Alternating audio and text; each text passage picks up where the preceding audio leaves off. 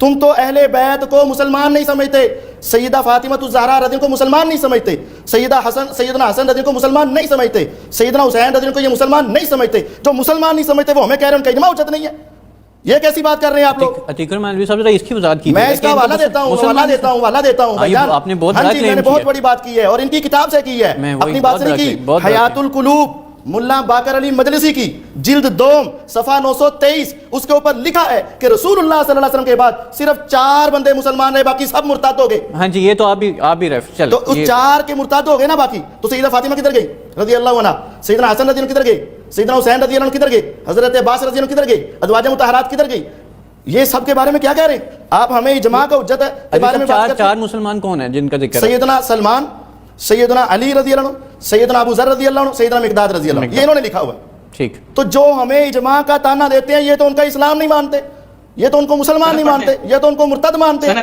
بات سمجھ، خاموش، آپ درمیان میں نہیں بولنا، اب آپ کو سند یاد ہے، اب آپ نے درمیان میں نہیں بول، بات درمیان میں نہیں کرنی، بات درمیان میں نہیں کرنی، یہ آپ کی ساری اصلیت سامنے آ گئی، اب ساری اصلیت سامنے آ گئی۔ میری باری میں تم کہتے ہو بات میں درمیان میں نہ بولو، اب تمہیں سمجھ یاد آ گئی ہے، درمیان میں نہیں بولو، درمیان میں نہیں بولو، خاموش رہیں، درمیان میں نہیں بولو، خاموش رہیں، خاموش رہیں، اب آپ خاموش رہیں، جب اپنی باری آتی ہے تو آپ کو یاد آ جاتی ہے بات، درمیان میں بولنا، ہماری باری میں کہتے ہو خاموش رہیں، اب آپ نہیں خاموش ہو سکتے۔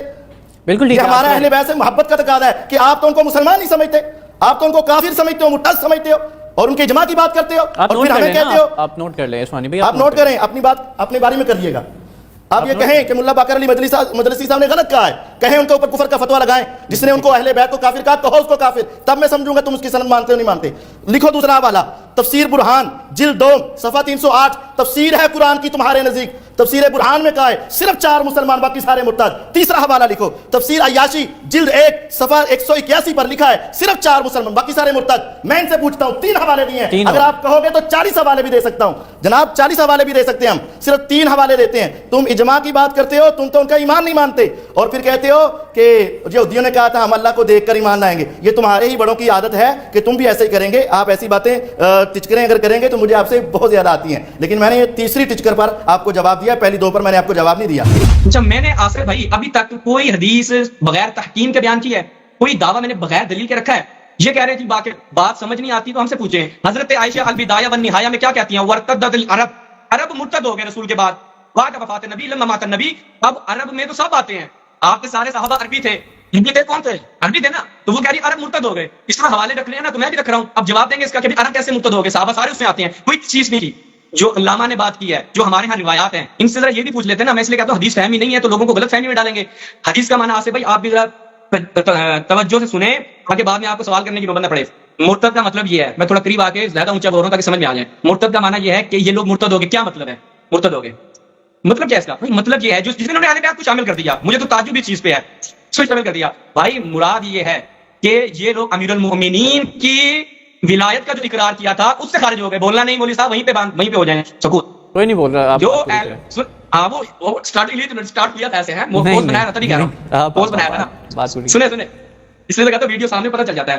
حضرت امیر المؤمنین کی ولایت سے خارج ہو گئے۔ ہمارے علماء کی تصریحات پڑھیں، امام خمینی نے واضح لکھا ہے کہ جناب یہاں پر جو مرتد کی بات کی جا رہی ہے ان افراد کو کہا جا رہا ہے کہ یہ لوگ رسول کے بعد امیر المؤمنین کی امامت پہ، ان کی ولایت پہ، جو رسول نے اعلان کیا تھا ان کی امامت اور ولایت اور وصایت اور خلافت کا، اس پہ کار بند رہے ہیں۔ باقی یہ مرتد عن الاسلام نہیں ہے میرے بھائی، یہ مرتد عن الاسلام جو آپ سمجھ رہے ہیں نا مرتد کا معنی، یہ مرتد عن الایمان ہے، یہ اس عہد سے باہر نکل گئے۔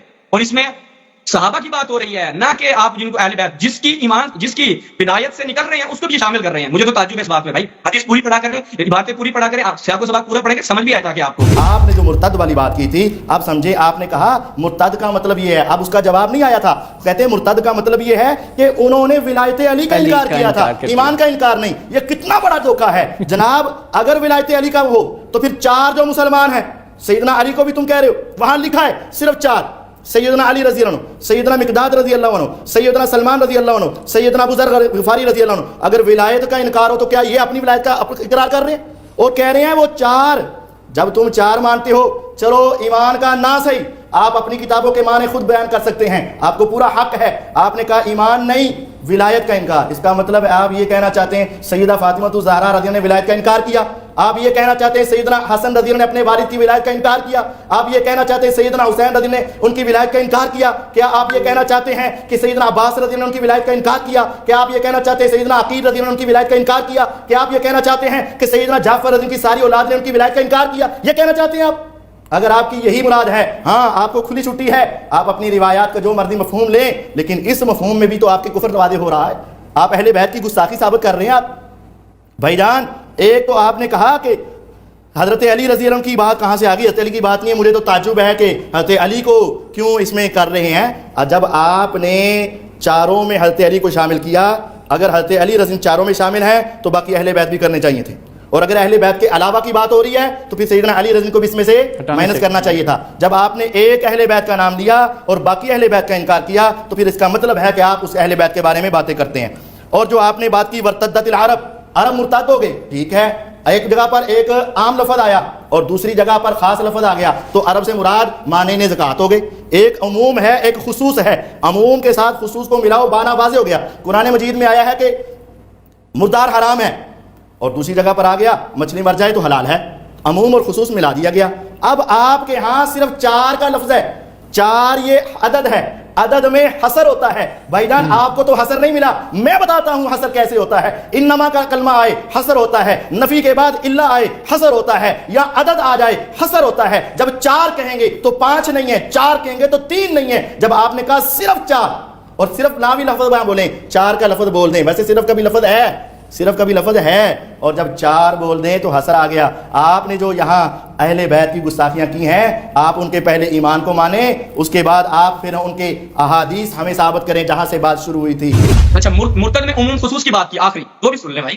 وہ یہ بات کر کے میرے لیے آسانی کر دی، میں نے کہا وضاحت دوں گا، لوگوں کو سمجھ آئے گی نہیں آئے گی۔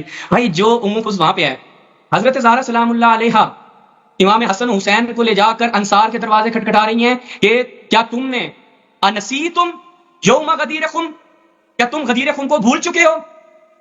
آپ کہہ رہے کیوں پوچھ رہی ہیں کہ غدیر خم پہ اہل بیت کے نزدیک غدیر خم پہ امیر المومنین کی امامت کا اعلان ہوا، کیا تم اب جو جا رہی ہیں کیا وہ ولایت سے خارج ہوئی ہے؟ عموم خصوص۔ بھائی جان بہت شکریہ آپ کا، آپ نے بڑا اچھا استدلال دیا مجھے، ٹھیک ہے، مجھے سمجھانے میں مشکل ہو جانی تھی۔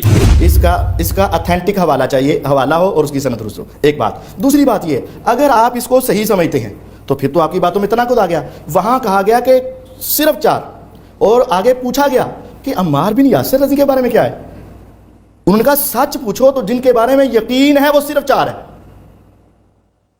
یعنی انہوں نے لفظ یہ مینشن کیے ہیں۔ کسی نے پوچھا کہ سیدنا عمار رضی کے بارے میں کیا خیال ہے؟ انہوں نے کہا سچ پوچھو تو جن کے بارے میں یقین ہے وہ صرف 4 ہے۔ اگر آپ مجھے 1 منٹ دیں تو میں انشاءاللہ العزیز ابھی نا آپ کو اس کی عبارت بھی پڑھ کے سنا دیتا ہوں جس کے اندر انہوں نے یہ بات کی ہوئی ہے۔ میں پوری بات سناتا ہوں۔ عیاشی نے بسند معتبر، یہ آپ سے کہنے لگا نا ذرا، میں آپ کو یہ حیات القلوب ہے، ملا باقر علی مجلسی کی ہے۔ عیاشی نے بسند معتبر، ہمیں ضرورت نہیں ہے سند پیش کرنے کی، یہ کہہ رہے تھے سند پیش کریں، یہ ان سے پوچھ لیں، انہوں نے لکھا ہے۔ اگر ہمارے شعیب ارنوت کہہ دیں تو ہمارے لیے چلو آپ اب اس کو جھوٹا کہہ کے جائیے گا، مجھے کہتے تھے نا سب کو جھوٹا کہہ دیں، اب آپ اس کو جھوٹا کہہ دیں، کوئی بات نہیں ہے۔ عیاشی نے بسند معتبر حضرت امام محمد باقر رضی اللہ عنہ سے روایت کی ہے کہ جب جناب رسول خدا صلی اللہ علیہ وسلم نے دنیا سے رحلت فرمائی، 4 اشخاص علی بن ابی طالب رضی اللہ عنہ، مقداد رضی اللہ عنہ، سلمان رضی اللہ عنہ، ابو ذر رضی اللہ عنہ کے سوا سب مرتد ہو گئے، کے سوا سب، حسر ہو گیا نا، کے سوا سب مرتد ہو گئے۔ ظاہری بات ہے اب حضرت علی اپنی بیعت کیسے لے سکتے ہیں اگر یہ بیعت ہی کی بات مرتد کی ہوتی ہے؟ ہاں، ان کے سوا سب مرتد، یہاں ولایت کی بات نہیں ہے، مرتد ہو گئے سب۔ راوی نے پوچھا عمار رضی کے بارے میں کیا ارشاد ہے؟ حضرت نے فرمایا اگر ان کو پوچھتے ہو جن کے دلوں میں مطلق شک داخل نہ ہوا تو وہ یہی 3 اشخاص تھے، شک داخل نہیں ہوا، صرف یہ 3 افراد ہیں۔